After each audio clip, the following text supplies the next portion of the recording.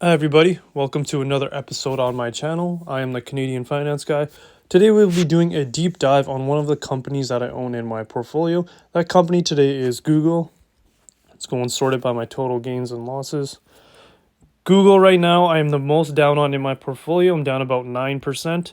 If we click it, we can see that I have 44 shares of Google for a total value of $4,300 USD. My average price is about $106, $107 per share. Makes up almost 15% of my account, so a very large portion of my account. So let's go and look at some metrics of Google. Google trades under the ticker symbol GOOG, trades at $97.60 per share, has a market capitalization of $1.26 trillion. The price to earnings, so that is the price of the stock, $97.60, divided by the earnings per share of the company, is at about 19. Now scroll down and see the free cash flow yield is almost 5% at 4.92%. Great free cash flow yield. Profit margin is very respectable. 28% operating margin, 24% profit margin. Great to see. Scroll down a little bit more. We can see that their quarterly earnings year over year were down about 24% compared to the previous year, and then the quarterly revenue was up only about 6%. So we'll have a look at their quarterly earnings report in a few minutes and we'll see why that is. Now, balance sheet, there's a snippet here of cash and debt. Cash at 116 billion, debt at 26 billion, net cash at $90 billion. Imagine having $90 billion in a checking account. It's unfathomable to me, a huge amount. Great to see a company with a lot of cash. Dividend. This is the only company in my portfolio that does not pay a dividend.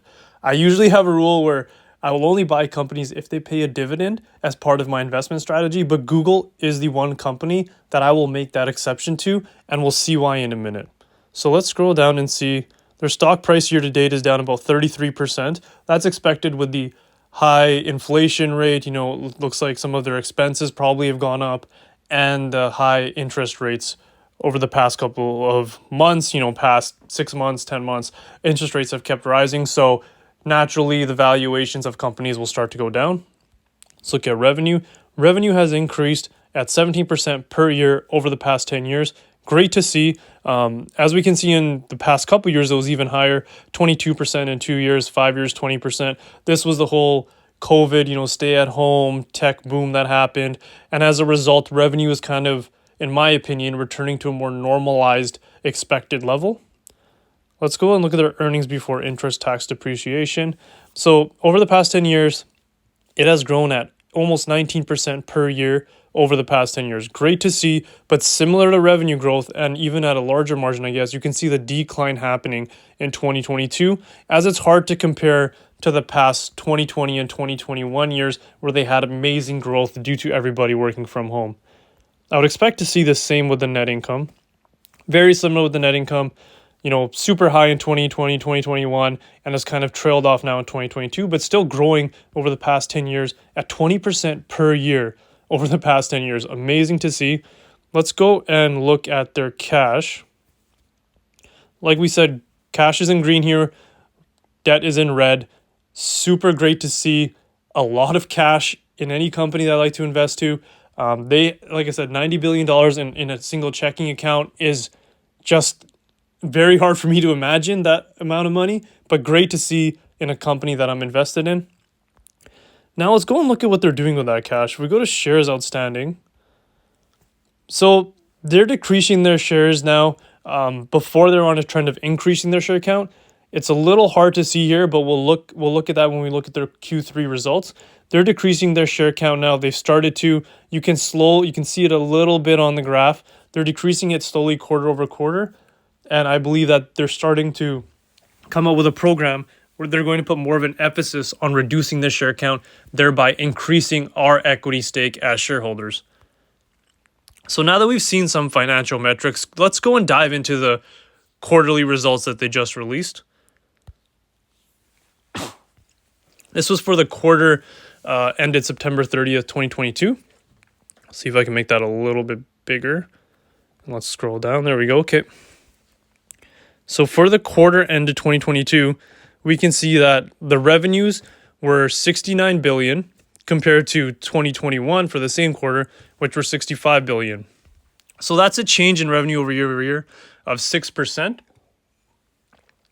And compared to the last year's change of revenue, compared to the 2020 quarter, it was at 41%. So definitely seeing slowness in the change of revenue growth over there. But one of the reasons, a large reason that we can see, is they added this second line called change in constant currency year over year.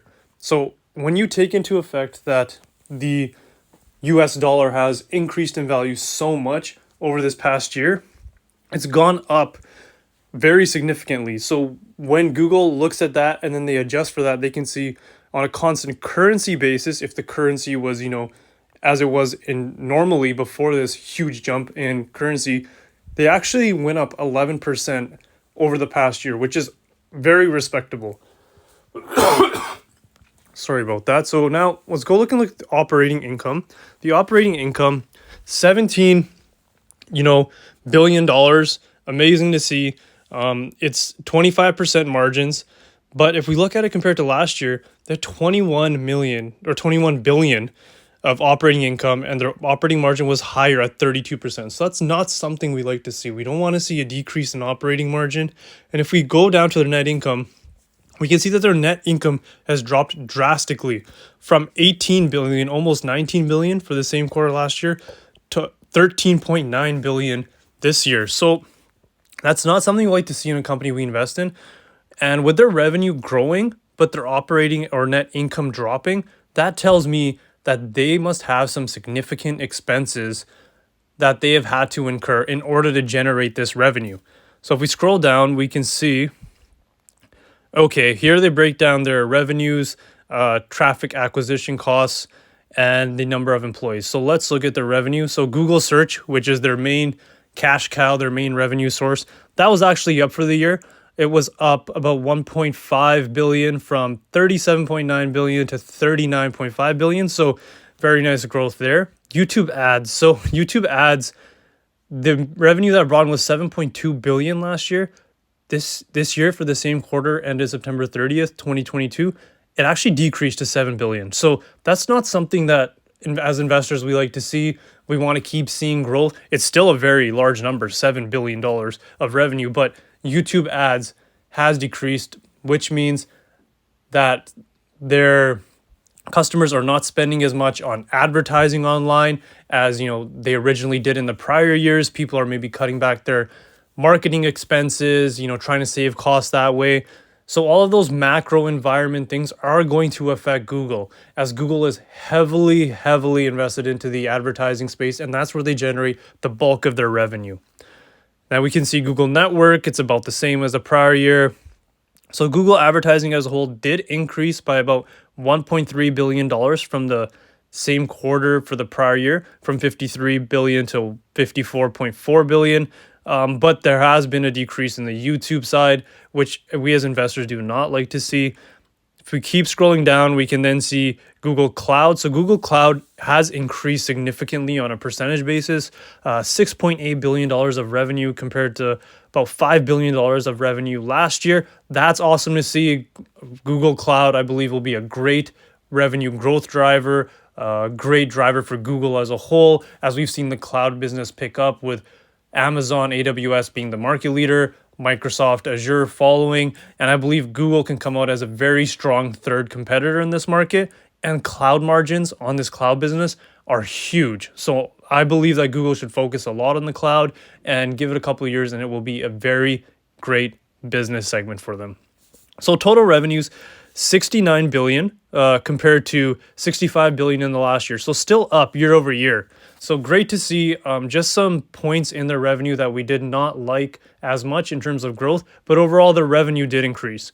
Now the total traffic acquisition, so this is the total traffic acquisition cost for getting their customers. As we can see, it increased slightly, 300 million, not a huge deal. This is the part where I'm a little concerned, is the number of employees. So the number of employees increased by about 25% from 2021 to this quarter 2022. It went from 150,000 employees to 186. Like, it's gone up 25%. So they've increased their headcount by 25% in order to increase their revenues only by 11% on a constant currency basis. So I don't like to see that as a shareholder. That tells me they're hiring more and more employees just to be able to get their revenue up incrementally, and their costs are going to be way higher with hiring these people. So they're going to have to pay their salaries, pay them in stock-based compensation, their benefits. So me as an investor, I don't like to see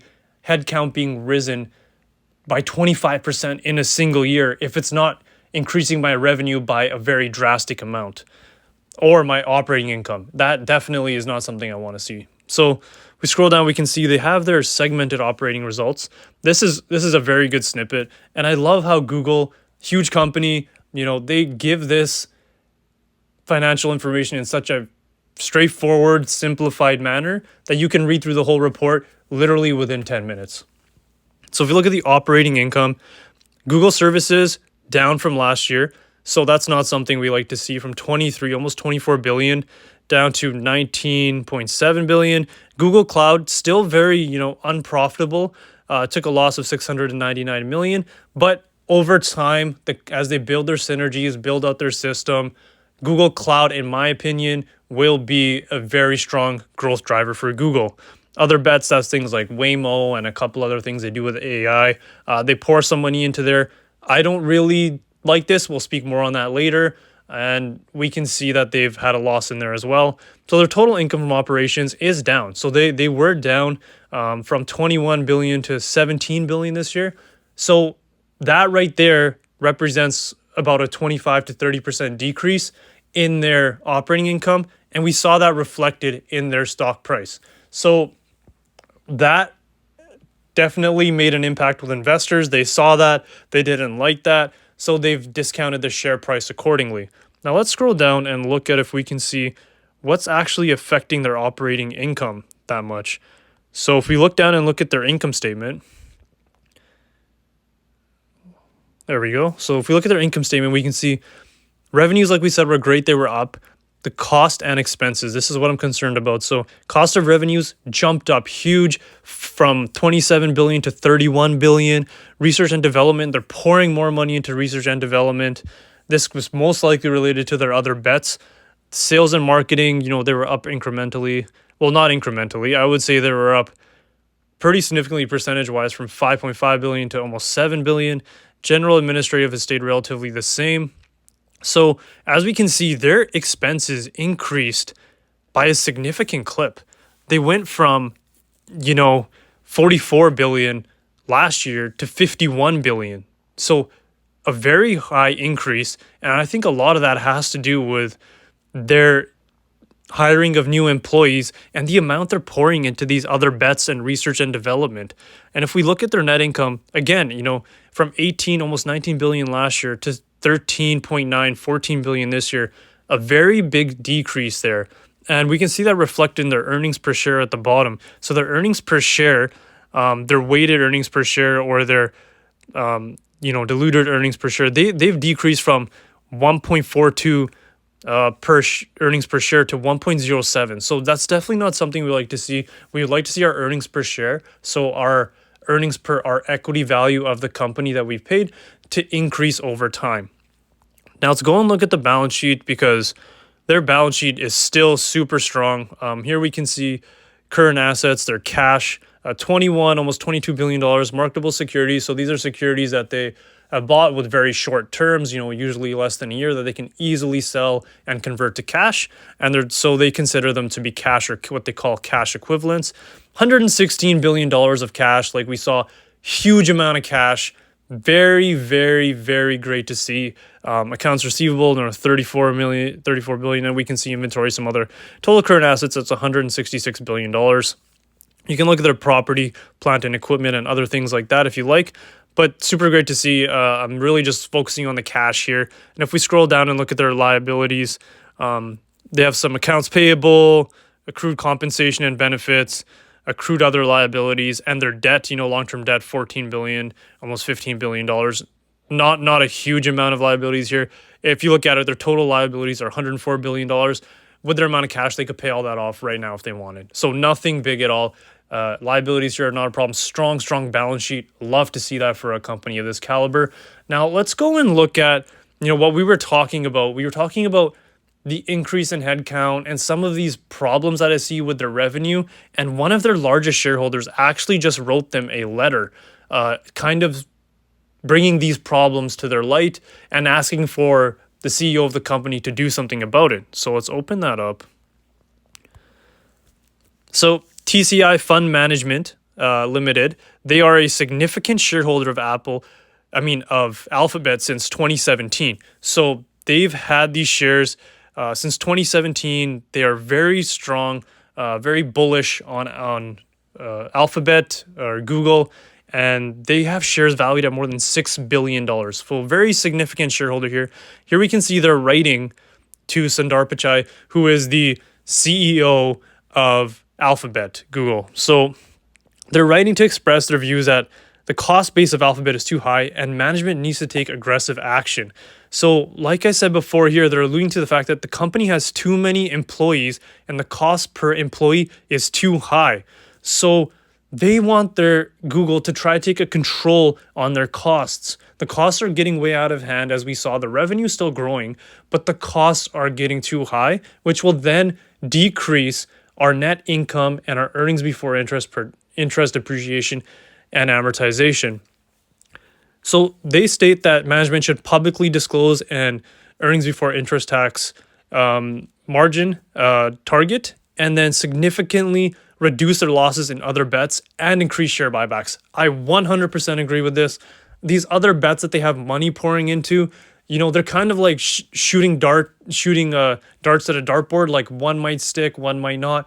But for me as a shareholder, I would rather them take that cash that they have instead of spending it on other bets and focusing on optimizing their Google search, their YouTube ads, focus on more on their shorts in competition with TikTok, and some of those actual revenue drivers that are giving us that operating income right now and will end up giving us a higher earnings per our equity investment. I would also like them to buy back shares because that'll give me an increased percentage of the equity investment. Here they talk a little bit about Google search, saying how it's not labor intensive, despite their strong revenue growth, and operating leverage has been minimal over the past 5 years. So in Q3 2022, total expenses grew 18% year over year. We saw that when we looked at their Q3 statements, and the revenue only grew 6%. So on a constant currency basis, that 6% is actually 11%, but still their expenses are outpacing their revenue growth, which is not something that we like to see in an investment. The EBIT margin of Google services segment contracted from 39% in 2021 down to 32% as a result of these higher expenses. So let's look and see some of the things that they end up pointing out as possible problems and things for Google to address. So headcount is too high. Like I said, headcount, I agree 100% is too high.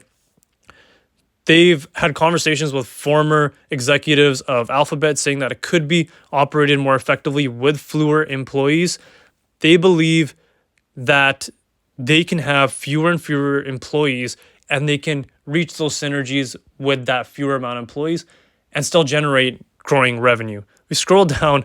I really like to see that this graph they have here. So Alphabet's headcount has increased at an annual rate of 20% since 2017. That is huge. It has more than doubled since 2017. So their headcount, their number of employees since 2017 has more than doubled.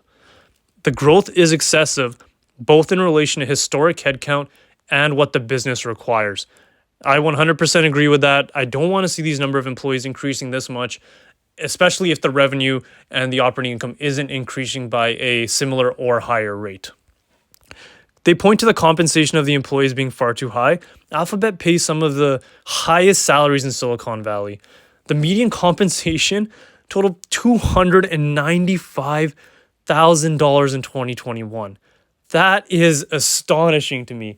Imagine being paid $295,000. I understand there's coders and engineers and things like that, which demand a high salary for being a specialist. But a lot of this compensation that we see, it's also not just base salary. It's also stock compensation. So I don't like to see that as a shareholder. That dilutes me as a shareholder. And they have started their buybacks, but their buybacks would have a higher effect if they weren't diluting us as shareholders at the same time.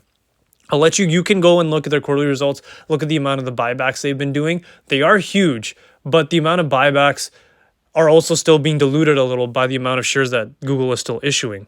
So an analysis by S&P Global illustrates that the median compensation at Alphabet was 67% higher than at Microsoft and 153% higher than the 20 target listed technology companies in the US. There's no justification for this enormous disparity. I wholeheartedly agree. So if we scroll down, we can then see they acknowledge Alphabet employs some of the most talented and brightest scientists and engineers. That's exactly what I said.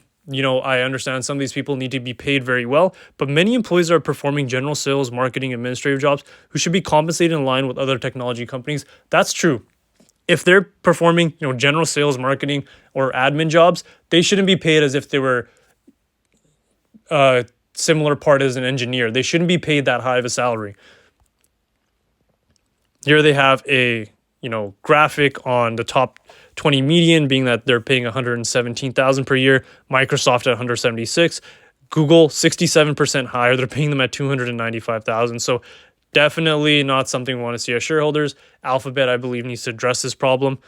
Here they talk about establishing an earnings before interest target. So they believe Alphabet should establish and publicly disclose an EBIT margin target for the Google services segment. They believe that it should be at least 40%. I believe that it should be whatever management decides they see the company going, how they believe that it can grow over time. 40% being set by an outside company, that's not something that I believe in my mind is fair. So Google, I believe that they should have an EBIT margin target, but they should be able to decide what that is, and then using their internal management knowledge, they can come up with a number that they believe is reasonable.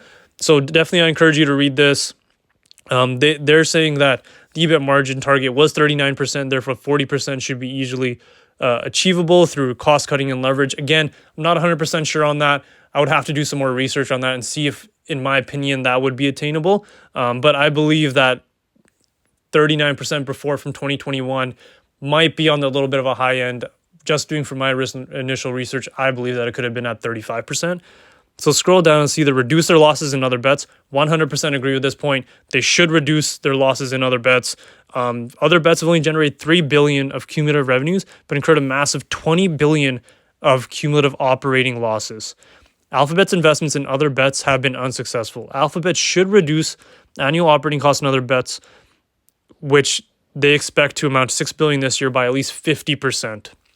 The biggest component of other bets is Waymo, so that's their self-driving cars. But here we can see that they state, unfortunately, enthusiasm for self-driving cars has collapsed and competitors have exited the market.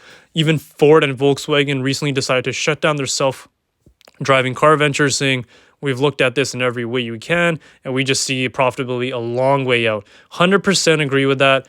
I would rather them not put as much emphasis or as much money into these other bets and focus on their core business, which is their Google Search, Google Cloud, and their YouTube business. Share buybacks should be increased. 100% I agree with this point. They have $116 billion of cash on the balance sheet. Why is it just sitting there?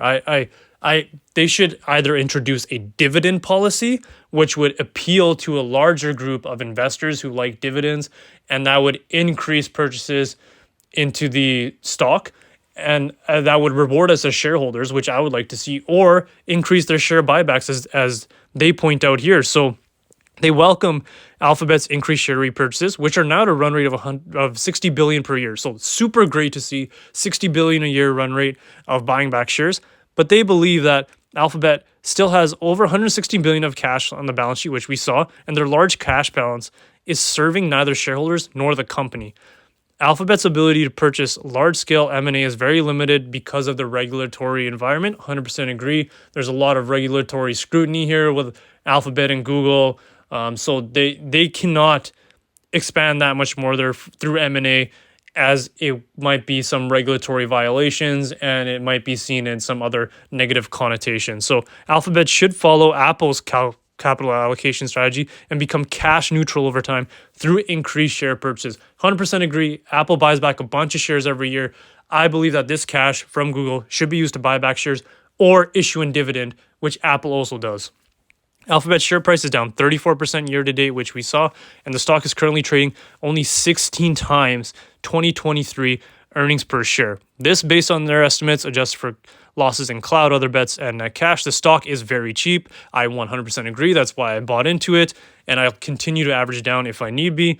Alphabet should take advantage of the current low valuation and significantly accelerate share repurchases. Stock price matters to your employees who receive significant stock-based compensation and want the stock to perform for morale and other income reasons.